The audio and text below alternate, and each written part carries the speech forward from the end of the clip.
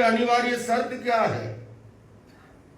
जिसको वीतराग बनना है उसी दिन अकाउंट्स क्लोज करना पड़ेगा। इसीलिए प्रतिदिन प्रतिक्रमण का विधान आता है। अगर कोई, जैसे हम छद्मस साधु की आगे बात आएगी, वीतराग तभी बन सकता है अगर उसी दिन अकाउंट्स क्लोज नहीं करता है, तो वो वीतराग पद को प्राप्त नहीं हो सकता। और उसकी तुलना की गई जल की रेखा के समान। जल में रेखा खींची, एक लहर आई और वो विलीन हो जाए कसाय उस तरह से। और उसके लिए प्रतिदिन प्रतिक्रमण का विधान है, अपने आप को नीट एंड क्लीन करें। दूसरी अवस्था है मुनि की। मुनि बनने के बाद भी, साधु साध्वी बनने के बाद भी, अगर पाक्षिक प्रतिक्रमण के दिन भी अकाउंट्स क्लोज न करे, तो मुनित्व के सामने भी संकट उपस्थित होता है, खतरा उपस्थित होता है। मुनित्व कोई उपाधि नहीं है, ये भावदशा की बात है।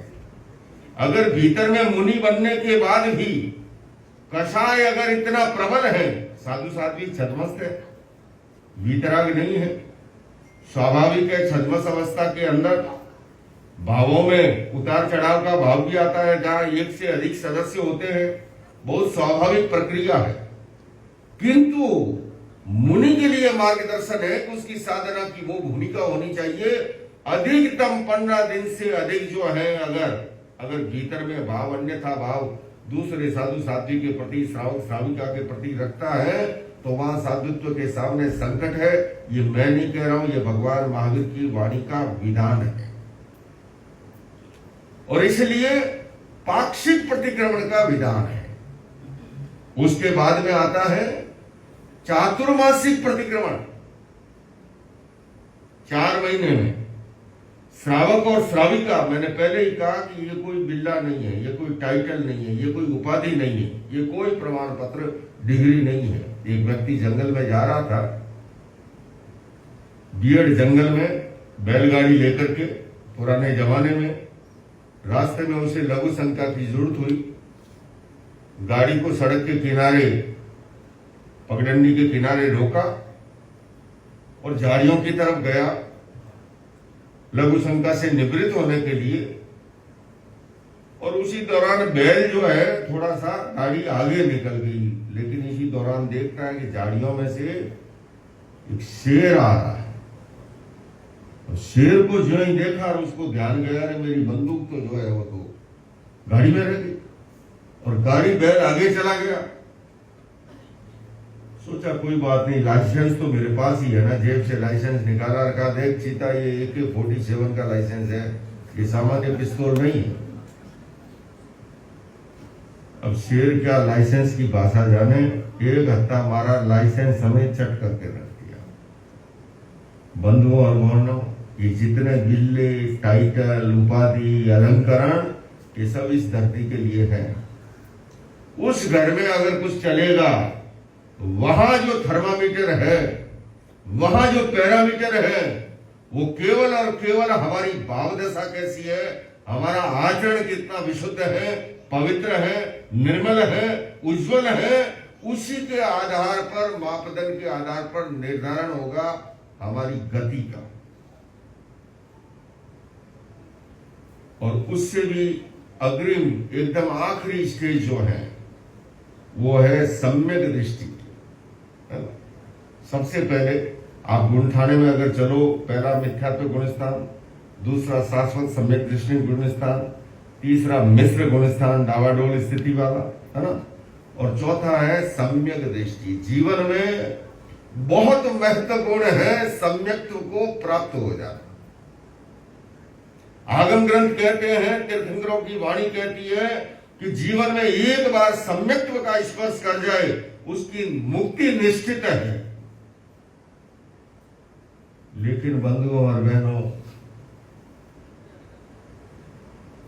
सांवत्सरिक प्रतिक्रमण भी आकर के निकल जाए और हम हार्दिक भावना से, औरों से तो सब गमत कामना आप कर लोगे, एक इंदिया, बेन दिया, तेन दिया, चौन दिया, पंचन दिया, है ना, पर वास्तव में जिसके साथ हमारा मन मुटाव हुआ है, चाहे वो सासू बहू हो, चाहे ननंद भौजाई हो, चाहे देवर भाभी हो, चाहे पिता पुत्र हो, चाहे भाई भाई हो, चाहे पार्टनर पार्टनर हो, चाहे सामाजिक संस्थाओं के पदाधिकारी हो, चाहे अपना पड़ोसी हो, चाहे व्यापारी हो, वास्तव के अंदर प्रतिक्रमण जो परिपाटी है उस परिपाटी से कीजिए।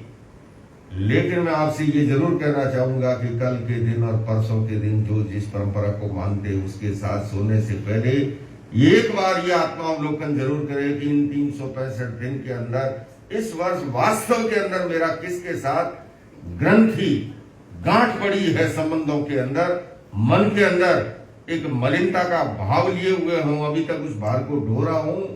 ये ग्रंथि विमोचन का दिन है, ये सांवत्सरिक प्रतिक्रमण। सब कुछ कर लिया, तपस्या भी की, कायाभुक्ति का अभ्यास भी किया, ध्यान का अभ्यास भी किया, उपवास भी किया, सब कुछ किया, दर्शन की, भक्ति की, पूजा की, लेकिन बंधु और बहनों अगर उसको अगर समाप्त नहीं किया, ये सारी के सारा निरर्थक हो जाएगा, कोई मूल्य इसका नहीं बचेगा। हमने जो कुछ किया है उसके पीछे लॉजिक ये है, कारण यह है कि हम सांवत्सरिक प्रतिक्रमण के दौरान अपने आप को सरल बना करके, रिजु बना करके एकदम जो है। और बंधु और बहनों कहना चाहूंगा कि महावीर कहते हैं क्षमा वीरस्य भूषण, क्षमा जो है वो वीरों का आभूषण है।